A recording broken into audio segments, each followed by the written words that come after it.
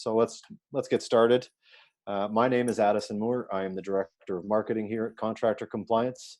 You've probably received a few emails from my team in the past. We're starting our new webinar series today. It's called The New Normal, Managing Third-Party Visitors Post-Pandemic. This is just the first of many, so be on the lookout for the rest of them. That is, of course, if you find this useful, which I'm sure you will. Our speaker for today's webinar is going to be our CEO, Mark Bania, and without further ado, I will hand it over to him. So Mark, take it away. Mr. Moore, appreciate the intro. Just doing a quick sound check here, Addison, since you're not on mute. Am I coming through okay? Absolutely. Fantastic. Always have to do that little quick technical sound check. It's been an interesting time. Far more meetings on webinar and Zoom than I'm used to, but I think we're all getting used to this new normal, or whatever this new normal will settle in at. I appreciate the high volume of folks who are attending this webinar here today. My name is Mark Bania. I'm one of the co-founders and the Chief Executive Officer here at Contractor Compliance. Excited to be spending a little bit of time with you all here today, whether it's morning or afternoon, or whether you're at home or whether you are at an office. You know, at Contractor Compliance, our mission is simple.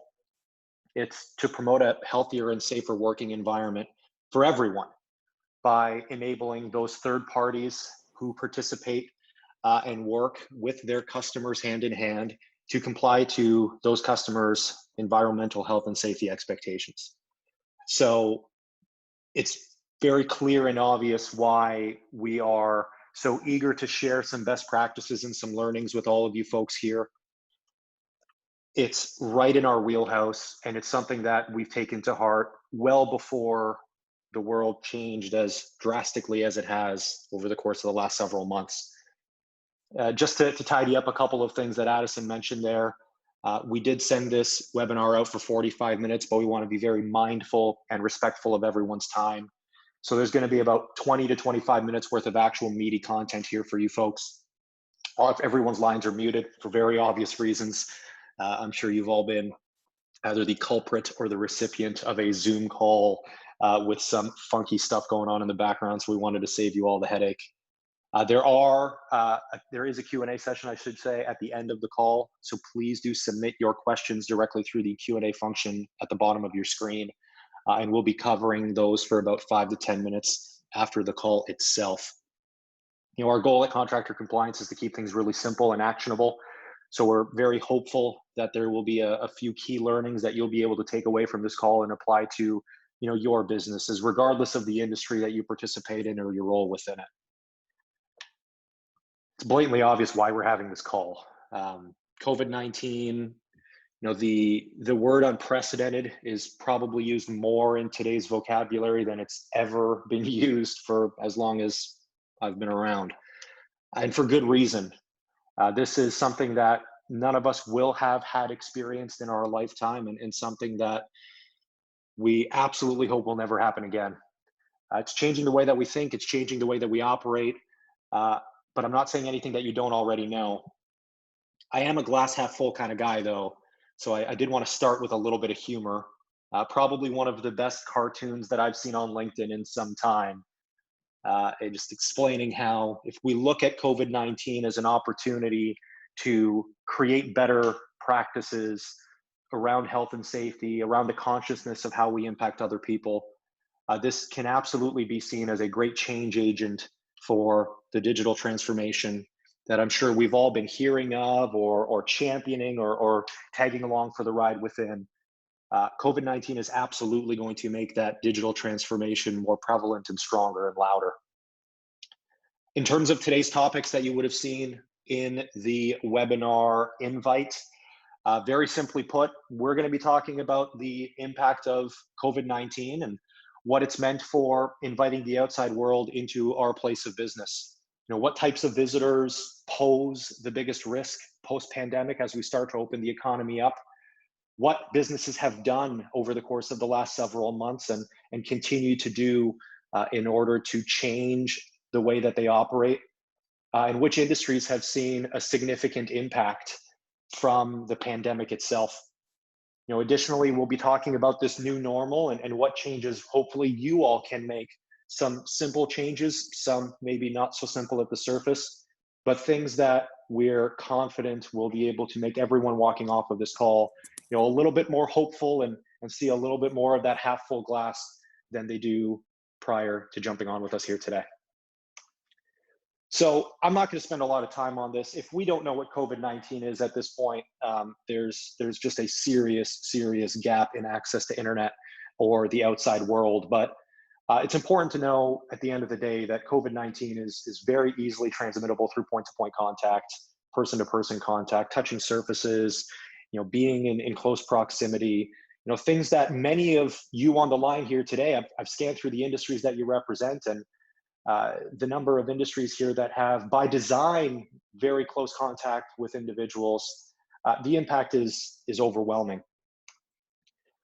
The big challenge we're all facing right now is that there's probably way more people on this call today in pajama pants than there normally would be for a Thursday morning or afternoon around the lunch hour. The economy is closed in a lot of places. Let's just be honest and call it what it is. High unemployment. A lot of people want to get back to work. When we do open the economy up in phases, depending on the jurisdictions that you're in, we have to be mindful of the fact that we're going to be opening up to a very different way of doing things than we would have in the past. And it's all about flattening that curve. That's why we're doing it the way that we are, making sure that we're not overwhelming the medical system, making sure that we're not overwhelming, other, frontline workers and those folks that we should be unbelievably grateful for, and affording ourselves the time that it will inevitably take for some sort of vaccine, and or eradication of COVID-19. So with that, there's simple things that we're all doing on a day-to-day basis. I'm not saying anything we don't already know. Social distancing, keeping 2 meters apart. I'm up here in Toronto. So here in Canada, it's not 2 meters. We measure everything in hockey sticks. So it's one hockey stick apart is the way that we've been taught here, which makes it very, very visual for a lot of folks. But staying 2 meters apart is a big deal. A lot of folks are, whether it's voluntarily or by some sort of mandate, staying at home in order to not interact with those around them, regardless of whether you're in a group that is more susceptible to COVID than others.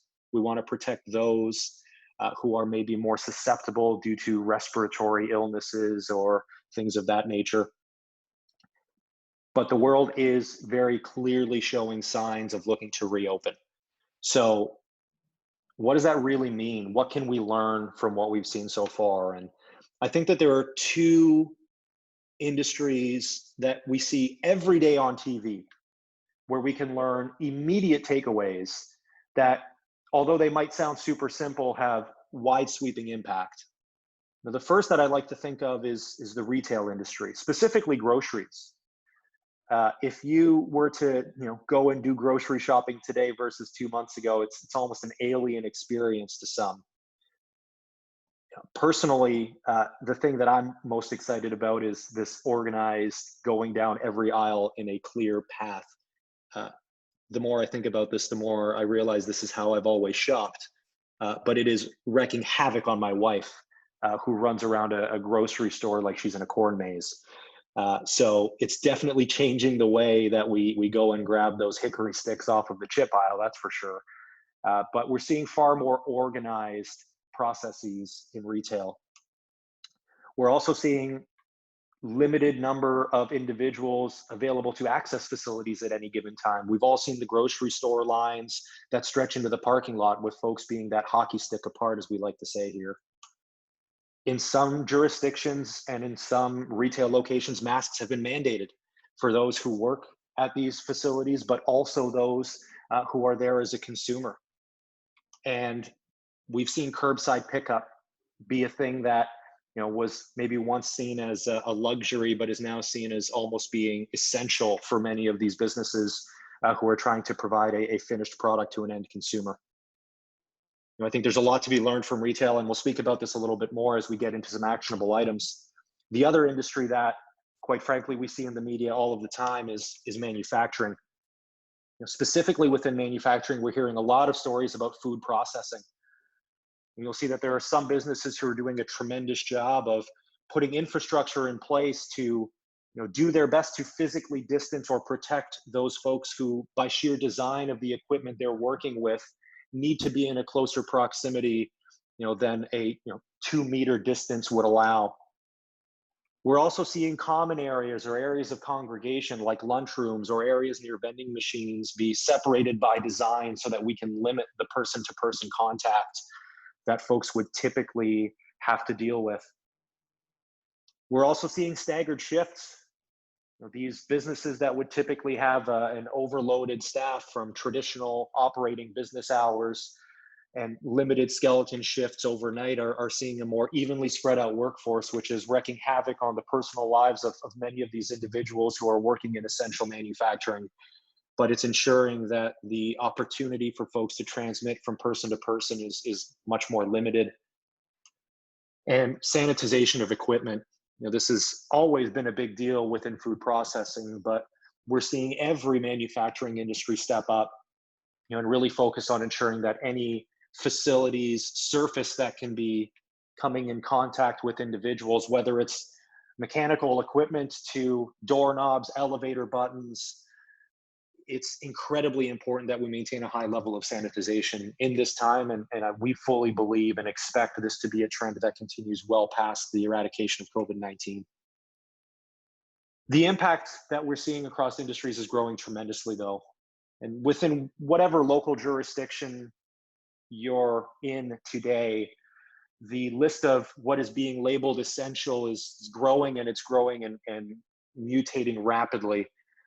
Here in the province of Ontario, where I call home today, this list of essential businesses is categorized as of yesterday to 18 different industries, all of which have dozens of subsets of specific businesses or specific NIACS codes that are ultimately deemed essential. And we're seeing this list continue to grow. I think what's important here is that we understand the speed with which the economy is opening up is a speed that we all need to be prepared for. And there's a lot of industries, quite frankly, that are taking it to a whole new level.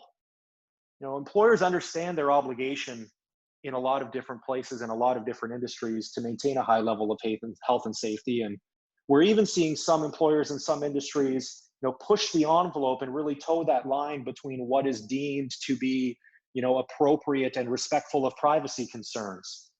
There are some businesses in some areas who are doing more of this thermal scanning today to really understand the potential heat index or temperature of individuals within their facility or job site to sniff out someone who might have a fever before they might even feel it. I was just watching the news yesterday, and in Europe, within a couple of airports in Italy, they're actually wearing masks in security and the police department with thermal scanners tied into their lenses so that they can quickly sniff out folks who are deboarding a plane if they are potentially carrying a fever, to immediately put them into quarantine. On the right-hand side here, you'll actually see in Georgia a grocery store who's been using thermal scanning. This is dating back till March 28th. So we're talking almost 2 months ago now, where a particular grocery chain has been using thermal scanners to determine whether or not people are carrying a potential fever before entering the store itself. So we have to be mindful of the fact that there are a lot of different ways that we can start identifying who may be a carrier of COVID-19, but still be mindful of that line between privacy of the individuals that we're working with, and we're seeing those lines being challenged daily. But to really bring this back full circle to why we're all here today, I think Al Kelly, the CEO of Visa, in a recent Bloomberg article just said it best. And it's super simple, but we now understand how the actions of a single person can impact literally thousands of others globally, is what COVID-19 is teaching all of us. Whether we're in a business with 5 individuals, 50 individuals, 5,000 individuals, when you start thinking of the effects of those folks congregating and interacting with others in their personal and professional lives, the impact is ever reaching. So let's move forward and start really thinking about the visitors who are attending our job sites, our facilities, whether we work in an office park, a manufacturing site, an educational facility, whether you're working out in the field, whether you travel, the reality of visitors are very, very similar. The majority of the folks who you're going to be interacting with on a daily basis are most likely going to be a level of employee or colleague. And a lot of these folks are very excited to get back to work, but we have to be mindful of the other folks who are going to be coming in with them. There's your standard visitors. These might be business visitors. These might be customers. These might be folks that you typically interact with on a day-to-day basis. They're folks that you know. They're folks you've invited in. They're folks you're familiar with. But there's a whole other world of contractors that we need to be mindful of as well. You know, these folks you may or may not know by name.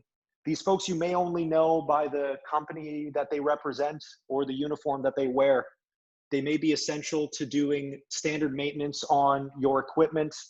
They may be essential to providing your uniforms or laying down those floor mats in the front lobby on a rainy day, perhaps cleaning the floors, perhaps stocking those vending machines. There's a lot of contractors that are essential for the day-to-day businesses that we all work at to survive and operate. There's also a whole other subset of suppliers and vendors. You know, those folks who provide us the equipment that we use day to day, those folks that help procure the parts that are required for our manufacturing processes. What we're going to spend our time on here today is speaking to this group that, quite frankly, gets far less airtime, we believe, as a business than they have earned thus far. Although COVID-19 is opening the world's eyes to the significance of and the importance of supply chains, our responsibility at Contractor Compliance is to tell their story and help ensure that they are maintaining a high level of health and safety. And we are doing so by telling that story very clearly and focusing on communication.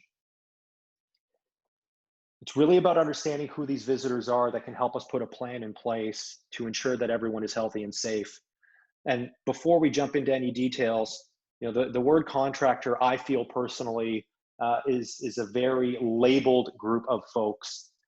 It's easy to think of these folks on the right-hand side of this quick slide as the individual in a hard hat with a toolkit around their waist or a tool in hand.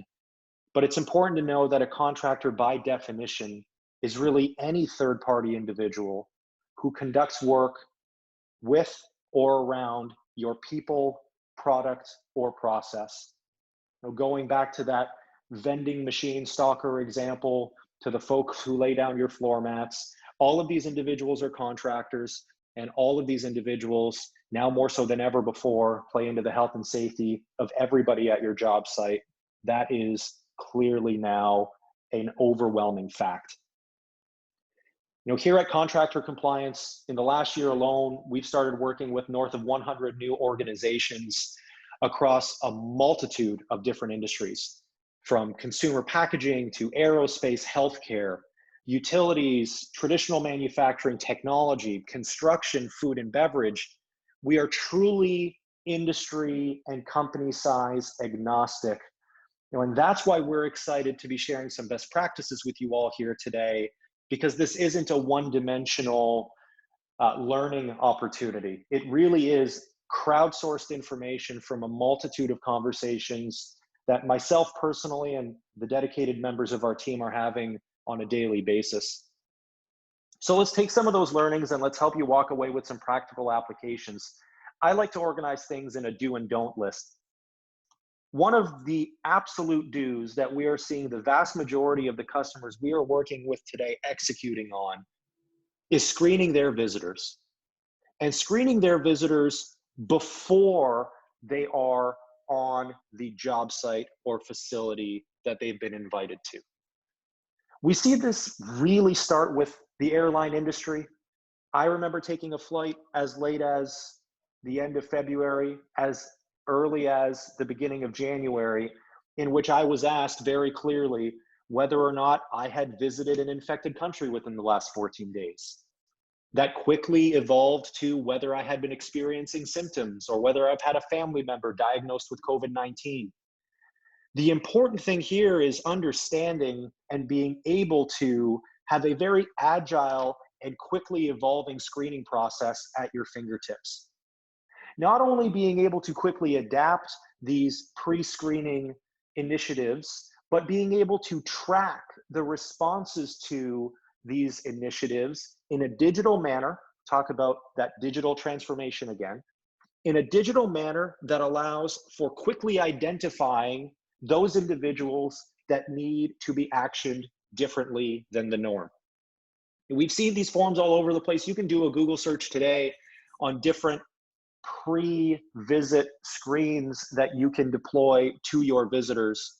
But it's important to make sure that you're not just collecting this info and storing it away, but quickly actioning those data points as well. To go from a do to a don't, paper-based sign-in is very quickly becoming, and in my belief, soon will be, a thing of the past. These paper logs where folks have to sign in with a pen or pencil that's been, chewed on by some folks, we've all seen it, reached for after coughing into one's hand. These are things that in the COVID-19 era are an absolute no-no and are very quickly being eradicated by technology. Now, removing all of these items and digitizing this process, whether it's a tablet that allows individuals to check in and check out, whether it's a pre-check that folks can do through the comfort of their own mobile device, there are some great opportunities that exist to take these processes that expose people to more of a person-to-person transmission of disease and eradicate that through something less needy of a pen and paper. To go to another do, pre-sharing COVID-19 specific or event specific policies. It's one thing for us to collect information on folks' whereabouts and whether they've been exhibiting different COVID-19 symptoms, but we're seeing a massive number of customers that we work with today and businesses we're having conversations with, sharing their COVID-19 policies with all of their third-party visitors well in advance of them visiting a facility or a job site. They're doing so to ensure that some of the things that are maybe less obvious are being communicated freely. For example, who here knows how many folks are allowed within an elevator shaft at the business they work at? It's a question that we don't necessarily think of intuitively, but it's something that we're seeing high volumes of customers communicating out. And I think that's incredibly important to communicate to your visitors because it's easy to communicate that to your staff, but it's much harder to get that message out to the folks who don't conduct business at your job site on a regular basis. And we all know that those signs on the walls are viewed less frequently than we would like. It's also important for these folks to understand if there is PPE required of them to bring to the facility. As we discussed before in retail, we've learned about many industries, or many stores, I should say, making it mandatory to wear some sort of facial covering. But collecting acknowledgements for this as well, so that we can be sure prior to inviting individuals in that they've acknowledged these policies and procedures is something that many organizations are looking to deploy and have already deployed over the last 60 days. To go to another don't, reception videos. These wonderful 15-minute health and safety videos, often longer, that folks are congregating around a small TV to watch in mass groups in order to not clog up reception, are things that we are seeing slowly removed from the processes of a lot of businesses that we're learning from every single day. They're not being eliminated. Instead, they're being digitized and distributed in advance of these individuals accessing their job sites. There's a lot of different technology out there that enables you to distribute this message. There's a lot of technology that exists to help you collect acknowledgements again, and even go so far as to assess through quizzes or forms whether individuals have actually completed the intake of that information at a satisfactory level. But congregating around a television when we're all trying to maintain social distancing, again, is one of those big don'ts that we're seeing from a multitude of different industries today. The last one I'll leave you with here is a little bit of a do and don't that's merged, but digitizing of badges. These lanyard-based badges that folks are constantly exchanging from one individual to the next, as they cycle through a job site on a daily basis, are posing some pretty significant risks to those individuals who are visiting your facilities. It's important to make sure that we can digitize this process where we see fit, which also provides auxiliary benefits to the business, allowing those businesses to have better tracking between individuals accessing and leaving a particular job site, which is important for a lot of security audits that many of your businesses and industries may be looking for. In addition, through some of these digital badges, there's a way for individuals to also provide other information that is not necessarily directly correlated to COVID-19, but think about training certificates or insurance coverage, things that you may ask many of your third parties to provide prior to accessing your facility. There are badging systems that exist that will allow you to view this information without having to get within that 2-meter distance of your visitor. Which takes me directly into the don't. As I mentioned, these physical lanyard-based badges. It's a very dangerous thing that we all understand just by proximity of people handing one badge to the other. But there are auxiliary benefits to digitizing this process above and beyond what I just mentioned to you before. GPS modules, which allow for quick check-in, check-out. There's a lot of different ways that you can benefit from digitizing the physical badge access. I think what we all understand from this process here today is somewhat simple. The new normal is a digital normal, right? This digital transformation is being accelerated tremendously by the likes of COVID-19 and what we've been able to learn from this process. At Contractor Compliance, we're executing on this every single day, where we're providing mobile solutions for our customers and our visitors for them to ensure that they are getting real-time notifications of tasks that need to be completed. The ability to complete any of this information that would be required of these businesses they're visiting directly from the comfort of their mobile device, so they don't have to access a communal device. They don't have to write down on a sheet of paper using a communal pen or pencil. They can stick to the devices that they keep on their person at all times, and even upload paper-based documentation so we can eradicate the paper trail and remove the person-to-person contact that comes with even something as simple as a piece of paper floating around.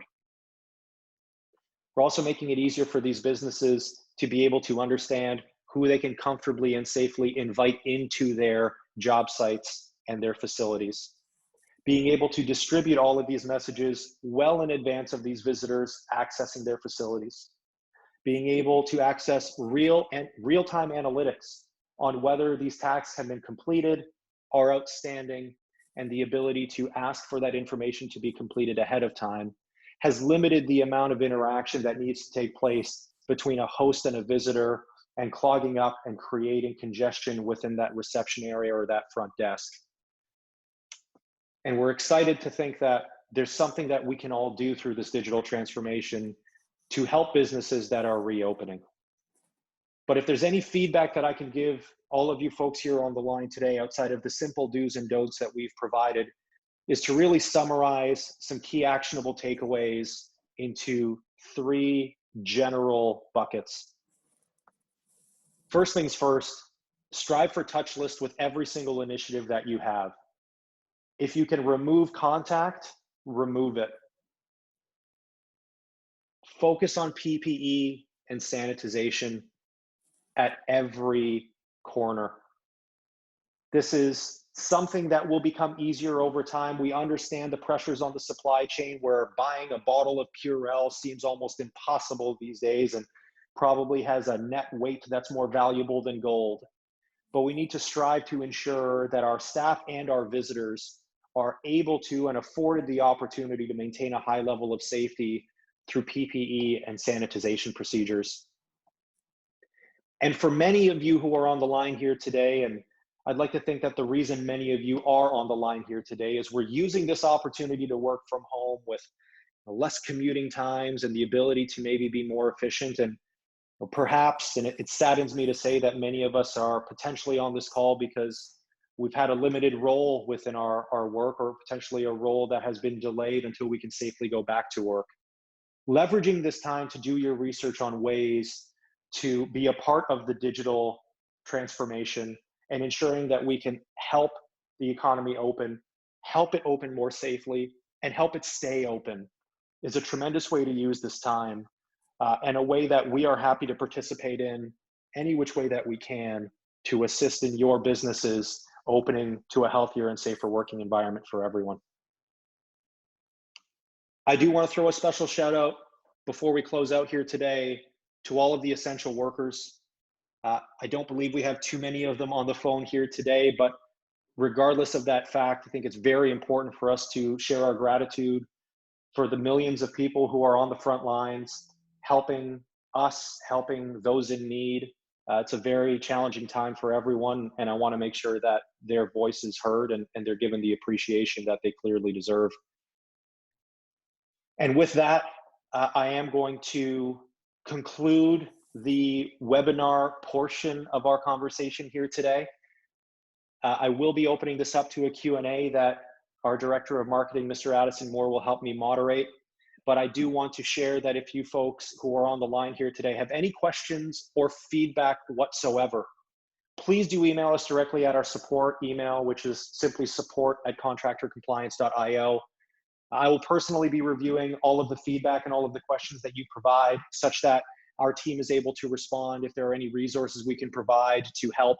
But any feedback at all about whether the content within this webinar or the way it was presented was valuable in any way, as we continue to embark on having a bigger impact in the health and safety community and, are looking to engage with our audience, we'd love any of and all of that feedback. You can't be as critical of us as we are of ourselves.